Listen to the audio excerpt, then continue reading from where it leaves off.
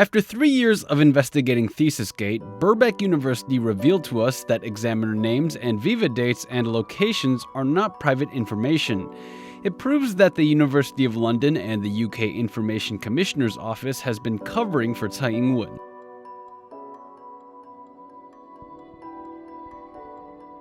Tsai Ing-wen's thesis never existed. Education Ministry files have attested to such. Professor He Defun has created an extensive documentary detailing just how deep ThesisGate goes.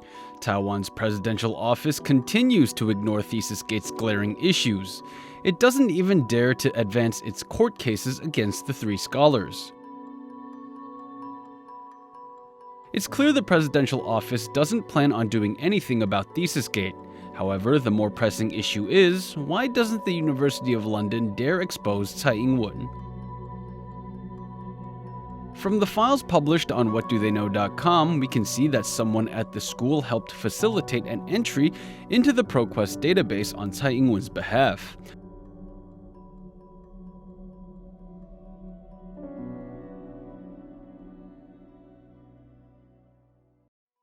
That ProQuest entry does not stand up to scrutiny. It does not contain the thesis's microfilm or abstract. It is nothing but an empty shell. What's more is that the thesis is filed under psychology and statistics in the database. LSE Law School refuses to comment on who helped enter the thesis into ProQuest. In June 2011, after Tsai Ing-wen's group attempted to smuggle a thesis into the library, someone launched an effort to find Tsai's thesis at the schools. That search effort ended with someone saying that school archives held Tsai's files in email exchanges. These emails provided the illusion that 3 copies of Tsai's thesis once existed.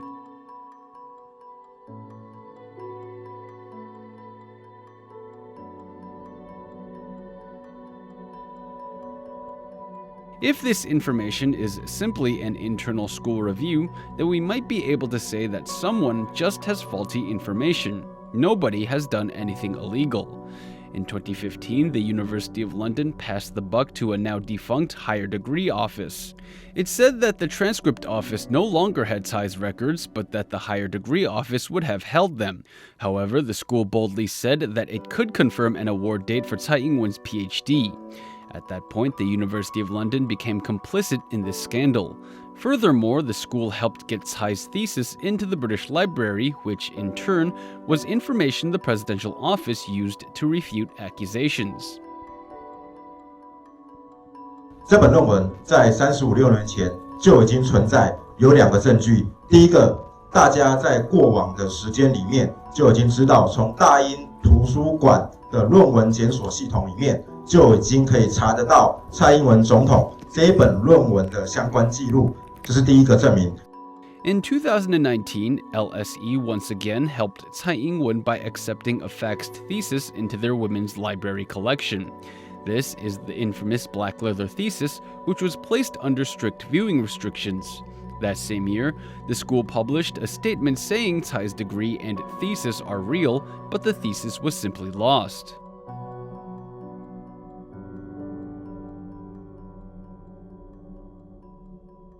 这个论文当年是35年前的论文所以当时的做法有它的做法嘛那如果你以现在的眼光去看过去的，那当然就说你或许有一些要问的问题，但是基本上我们都处理论文都按照当时的规定在处理的了那我想现在有很多人也都没有否认有论文这件事情嘛，不是吗？In 2020, University of London data manager Kate Good falsely told the ICO that the school had Tsai's Viva report. He also said that the school once had a copy of Tsai's thesis, but it was lost due to library restructuring over the years. Good's testimony to the ICO sparked renewed interest in Tsai's Viva report, but that turned out to be a dud. The school had no such thing.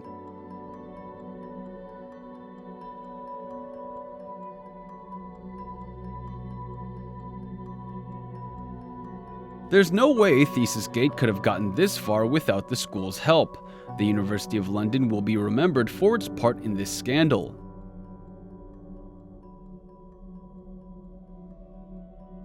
A turning point for ThesisGate was when investigators decided to take their grievances to the UK's tribunal court.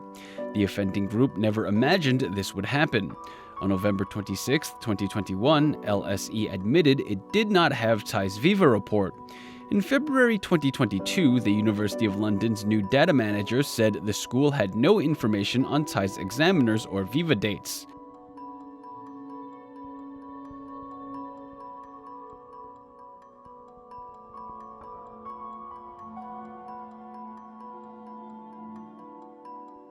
The original data manager who gave false information, Kit Good, resigned from his post in September 2021. Information Commissioner Elizabeth Denham also resigned in November of that year as well.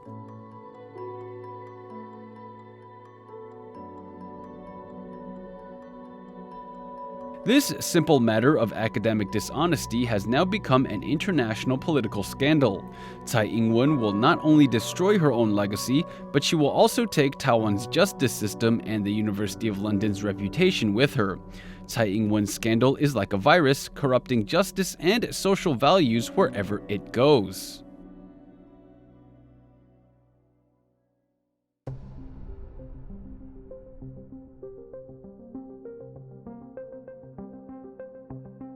Besides the University of London, the UK Information Commissioner's Office is also protecting Tsai.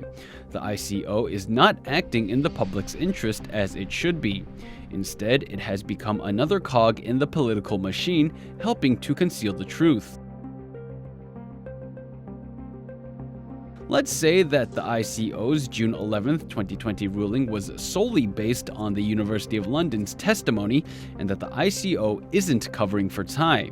We'd be conspiracy theorists at this point, but how do we know the ICO is involved? Last episode, we talked about how we requested an internal review from the ICO. We asked 3 questions in relation to the June 11, 2020 ruling.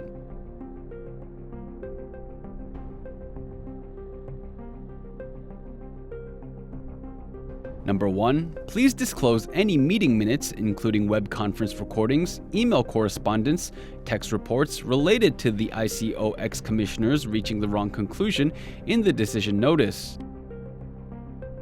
2, has the ex-commissioner or case investigator ever asked the University of London Library to provide a record of this entry of this thesis in dispute? If not, why?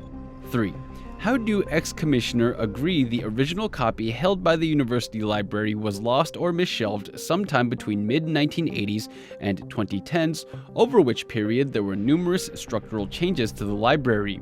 Who provided the false information and time frame, 1980s to 2010s, regarding this misshelved information? The ICO responded to our questions on whatdotheyknow.com, but not without first calling them vexatious. The ICO simply froze the original applicant's account and left it at that. Our questions were asking for clarification as to why we should believe the ICO and the University of London. We wanted to know if the 2 entities had contact or discussed the matter, or if any evidence was presented.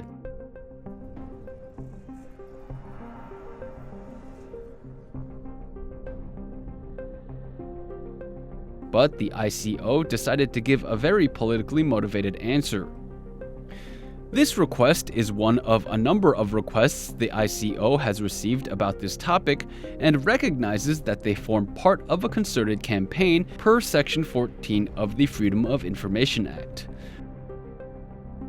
Tsai Ing-wen may have been the implicit topic of the 3 questions, but the questions were in fact asking how it came to the conclusion it did. In the past, so much as typing Tsai Ing-wen into whatdotheyknow.com would lead to an account ban. However, we did not mention Tsai. We just wanted to know more about the decision mechanisms, and yet the ICO added Tsai Ing-wen for us and left it at that. The ICO is also very upfront, acknowledging the reason for not answering our question is because the key question to be asked is whether the request is likely to cause a disproportionate or unjustified level of disruption, irritation, or distress. Just like how it dispatched Michael Richardson's claims by suggesting that revealing Tsai's information would result in damage and distress to her, the ICO here claims that the information we're asking for this time around is likely to cause a disproportionate or unjustified level of disruption, irritation, or distress. The ICO doesn't care about right and wrong or justice. It cares about disruption, irritation, and distress. The ICO then completely ignores the question asked and simply goes off about why it believes Tsai and the University of London. The ICO says that when handling such cases, its purview is limited when it comes to personal data of third parties. We talked about this in our last episode. The ICO is particularly good about hiding Tsai's information behind private information regulations, including her Viva examiner and date. However, we already know from the Si Wei-Chuan case that that explanation is a lie.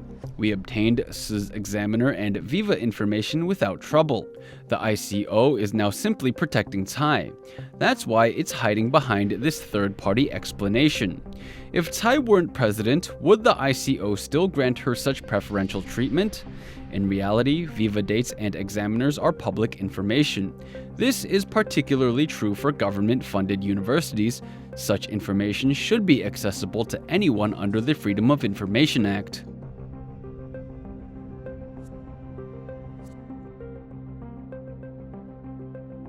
Our three questions to the ICO were simply looking for clarification and transparency. Instead, the ICO came back and accused us of prying into personal information.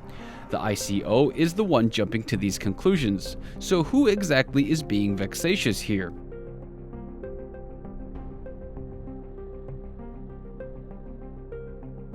Next, the ICO said that the University of London already provided enough information in the June 11, 2020 ruling.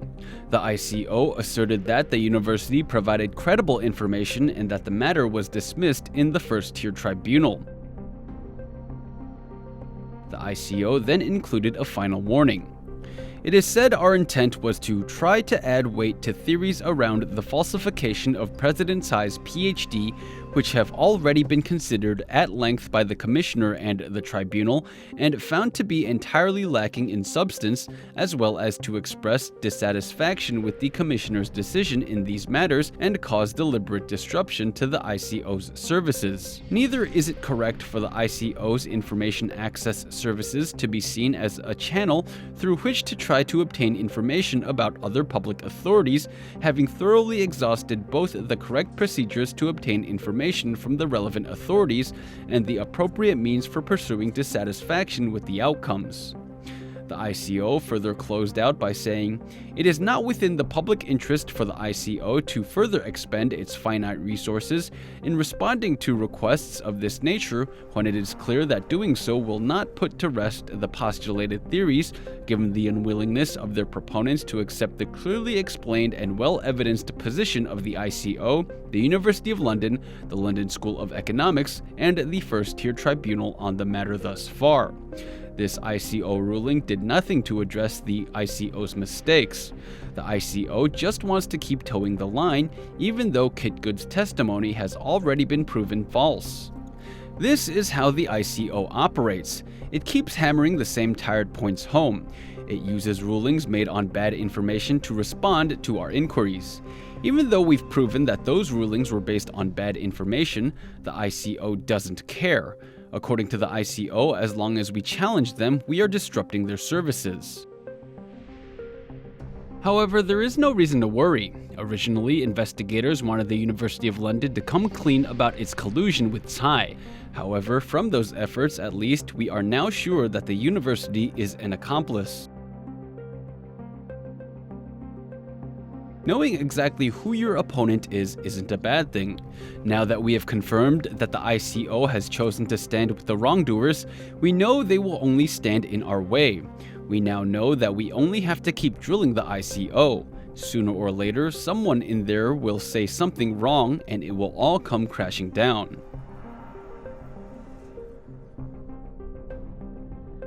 Dr. Huan Si-lin published a joint statement in February alleging the London University's involvement in playing cover-up for Tsai Ing-wen. He sent the statement to University of London Vice-Chancellor Wendy Thompson, LSE Director Baroness Minosh Shafiq, and of course the ICO. Naturally, we had a lawyer at the ready to follow up with the institutions.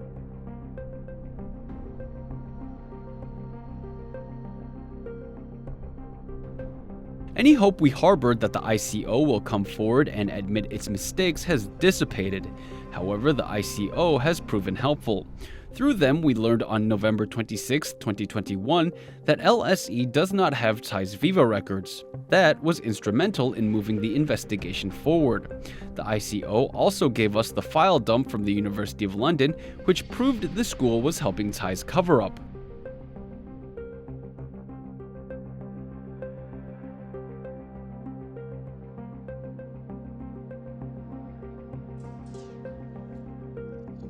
The ICO can't respond to questions about Tsai Ing-wen head-on.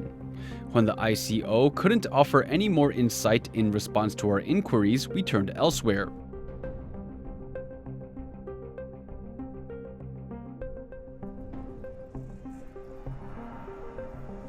On April 19th, a high-ranking information officer, Joanne Wright, responded to us. Wright said up front that she had not handled this case before, but she also said that she agreed with the ICO's decision up until that point. The interesting thing is, Wright said that if we were unhappy with her decision, the applicant could appeal to the ICO. That's interesting. If we're unhappy with the ICO's decision, then we have to appeal to the ICO? Won't this have us running in circles? If we're unhappy with an ICO ruling, then the next step should be to go to the tribunal. Yet the ICO doesn't tell us that and wants us to appeal to itself?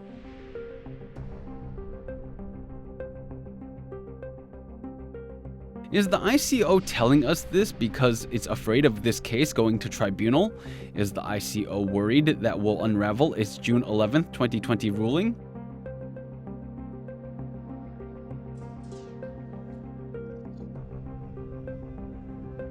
You'll remember that Michael Richardson took the ICO to tribunal once. The ICO dragged its feet, making the issue not about the matter at hand. Instead, the ICO wanted to talk about nationality while stalling to give its plea report. The ICO went so far as to tell the tribunal that it was the only authority in the UK that could decide what information could be disclosed. It's clear the ICO is afraid of the tribunal. The only reason why LSE admitted it didn't have Tsai Ing-wen's Viva report is because we were once again about to take the ICO to tribunal.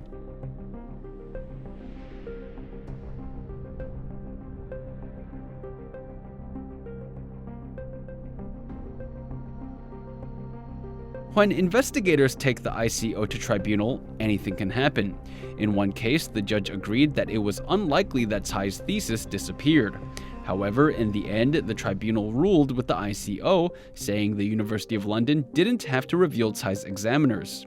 In another case, the tribunal outright accepted the ICO's ruling and sided with it. Investigators are 0-2 when it comes to tribunal cases.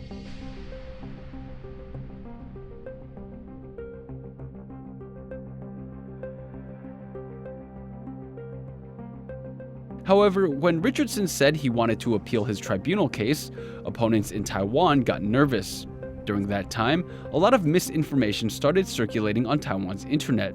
The goal of that false information was to weaken Richardson's resolve to appeal. However, things are going ahead as planned. The success of Shi Wei-Tren's Viva inquiry gave our case in tribunal all new direction. This is all thanks to our meticulous investigators.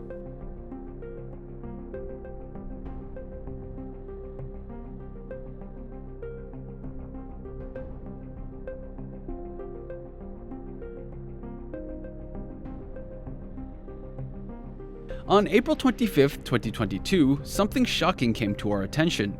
American independent journalist Michael Richardson was notified that the UK's administrative courts have looked at his appeal, and his case has drawn Judge Mark West. The courts told Richardson that it scheduled an online hour-long pretrial hearing for the case. Richardson's case focuses on revealing Tsai's examiners.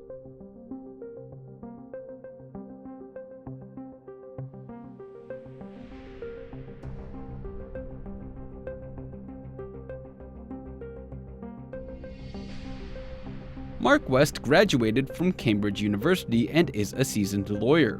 Having him handle a case is sure to rattle Taiwan's presidential office. This trial will be different from the one in the first-tier tribunal. We have much evidence to counter the ICO's claims. Newly unearthed evidence will bring this scandal to light. This includes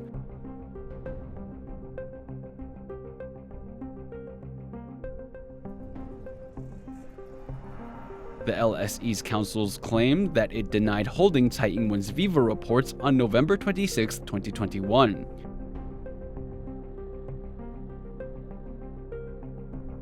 Tribunal Judge Hazel Oliver said on December 18, 2021 that they believe the school's explanation that Tsai's thesis was lost is untrue.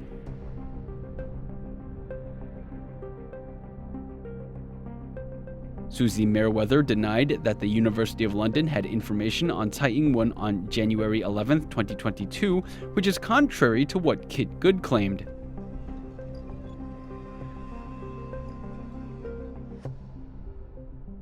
And finally, the successful Freedom of Information Act request that saw Shi Wei-Chun's examiners and Viva date revealed on April 10, 2022. We will hold our heads high as we go into this pretrial hearing. The offenders are the ones that should have reason to worry.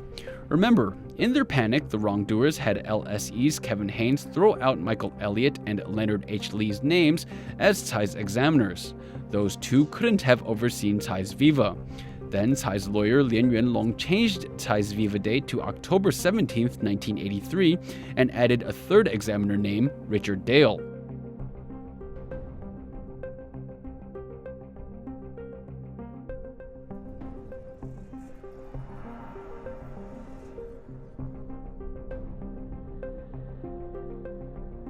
We don't need experts, we need calm and reasonable minds.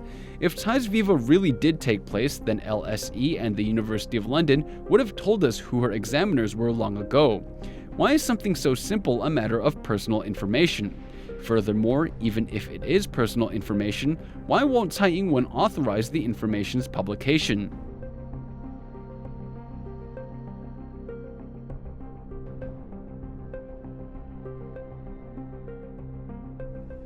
It seems that ThesisGate has taken a backseat to the war in Ukraine and the pandemic in 2022. However, that doesn't mean we're not making moves. There are two more tribunal cases that are slowly making progress. This upcoming pretrial hearing is just one breakthrough of many to come.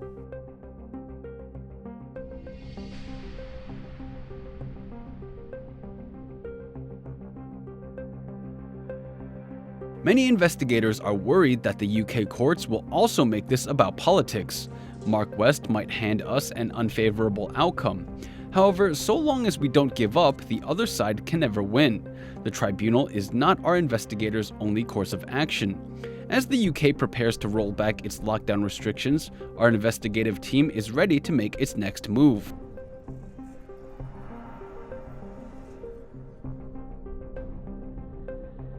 Coincidentally, while the UK tribunal brews, courts in Taiwan have been putting on a witch hunt for Dr. Dennis Peng.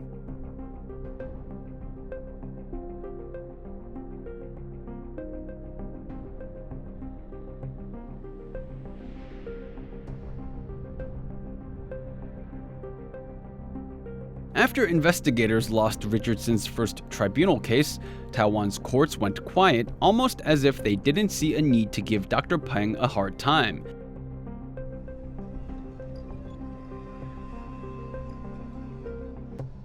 Now, as court proceedings in the UK start up again, Dr. Peng's case against Judge Zhang Yonghui was suddenly issued a court date of June 11, 2022.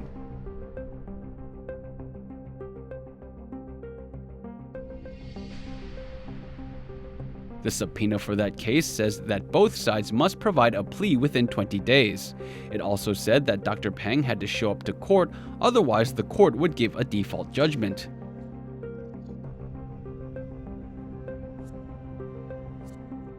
Defendant Zhang Yonghui seems ready, if not eager, to meet in court for a round of debate. Aside from the University of London's latest statements, if Judge Zhang familiarized herself with the email chains published on whatdotheyknow.com, she'd know Tsai's thesis doesn't exist. Anything about Tsai's thesis and where it is now comes from pure speculation and hearsay. The only people who can attest to a true thesis would be Tsai's examiners.